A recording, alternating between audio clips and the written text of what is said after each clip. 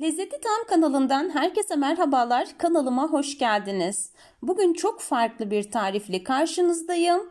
Tarifimiz için ilk olarak 3 adet yumurtayı genişçe bir kabın içerisine alıp üzerine de bir çay bardağı toz şekerimizi ilave ediyoruz.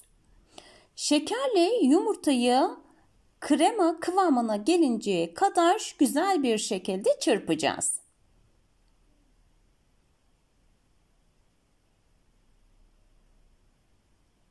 Çırpma işleminden sonra üzerine yarım çay bardağı su,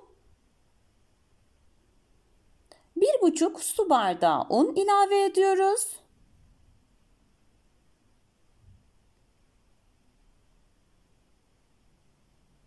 Bir paket kabartma tozu ve bir pakette vanilya ilave ettikten sonra tamamen akışkan, pürüzsüz bir kıvam alıncaya kadar tekrardan güzelce çırpıyoruz.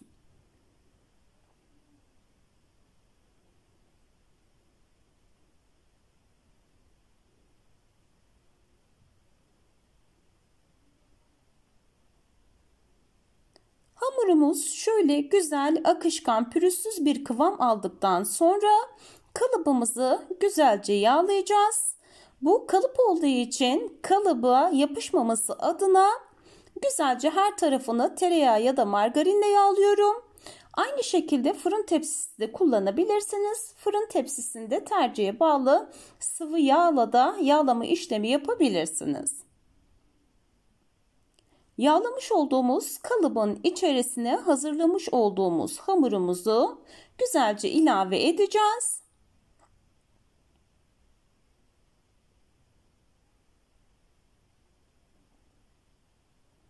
Kalıbın içerisinde şöyle tam düzgün bir şekilde şekil alması için elimizde birkaç tur çevirdikten sonra önceden ısıtılmış 180 derece fırında pişmeye bırakıyoruz.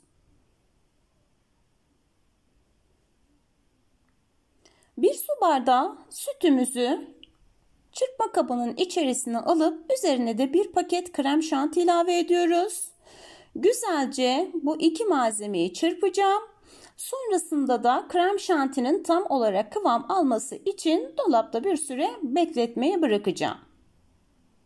Kekimiz fırından çıktı. Şöyle kalıbın içerisinde olduğu için kekimizi soğuttuktan sonra şöyle hafifçe bir yere vurarak ya da kenar kısımlarını hafif şöyle sallandırarak kalıptan tam olarak kekimizin çıkmasını sağlayalım. Şerbeti için tavanın içerisine 1,5 su bardağı tuz şekerimizi aldık. Şekeri güzelce karamelize edeceğim.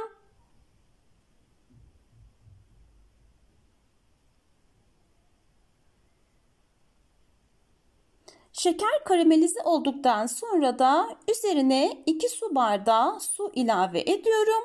Bu aşamada biraz dikkatli olmamız önemli. Kollarımızın içerisindeki suyun sıçramaması, kollarımızın yanmaması adına.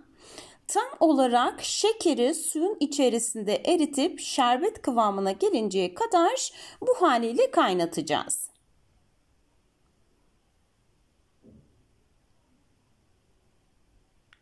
Şerbetimiz güzelce kaynadıktan sonra tamamen soğuk olan kekimizin üzerine sıcak olan şerbetimizi dökerek kekin güzelce şerbeti tamamen emmesini sağlayacağız.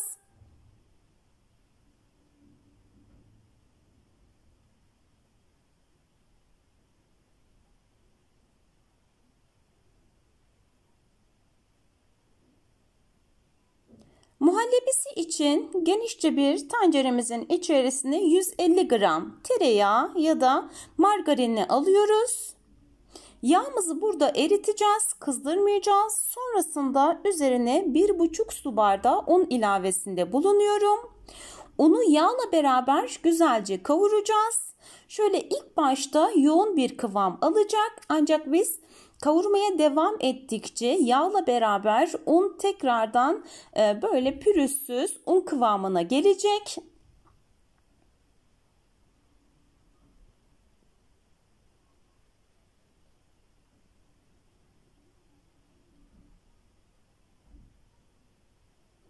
Un bu kıvama kıvama geldikten sonra üzerine 1 litre süt ilavesinde bulunacağız. Sütü ilave ederken diğer taraftan da un ve yağ karışımımızı yine karıştırmaya devam ediyoruz. Sütten sonra üzerine 1 su bardağı toz şeker ilave edip karıştırma işlemi yaparak muhallebisini güzelce hazır hale getireceğiz. Son olarak üzerine 1 paket vanilya ekliyorum. Güzelce karıştırmaya devam edip muhallebimizi ocağın üzerinden alacağız. Aldıktan sonra o muhallebinin tam olarak pürüzsüz bir kıvama gelmesi için 1-2 dakika kadar güzelce çırpacağız. Kekimiz burada şerbetini güzelce çektikten sonra hemen kalıbı ters çeviriyorum. Gördüğünüz gibi kalıptan güzel bir şekilde ayrıldı. Üzerine hemen sıcak olan muhallebiyi döküp güzelce kekin üzerinde yayacağız.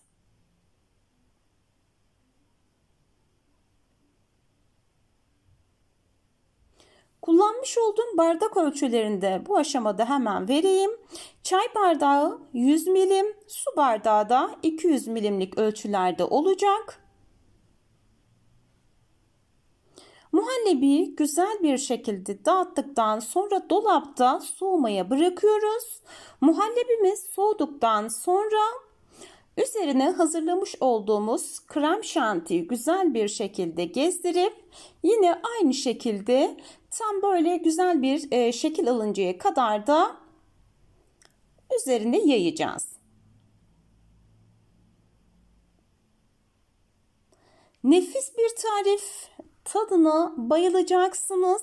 Özellikle bir miktar birkaç saat bekledikten sonra lezzeti daha bir oturduğu için şöyle yaptıktan sonra 2-3 saat kadar sonra tüketmeniz daha da lezzetlenmesi adına daha iyi olacağını düşünüyorum. Son olarak üzerine fındık parçaları ve bir miktar da yeşil Antep fıstığından serpiştiriyorum. Gördüğünüz gibi bu haliyle kekimiz hazır. Tadına doyamayacağınız nefis bir tarif oldu. Mutlaka evlerinizde yapmanızı şiddetle tavsiye ettiğim, ailemle beraber büyük bir keyifle tükettiğimiz şahane bir tarif. Şöyle kestikten sonra sizlere yakın çekimden kıvamını, katlarını da güzelce göstermek istiyorum. Hayır diyemeyeceğiniz nefis bir tarif olduğunu düşünüyorum.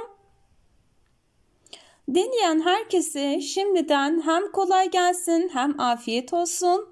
Yeni bir Lezzetli Tam kanalı videosuyla tekrardan görüşünceye dek şimdilik hepiniz hoşça kalın.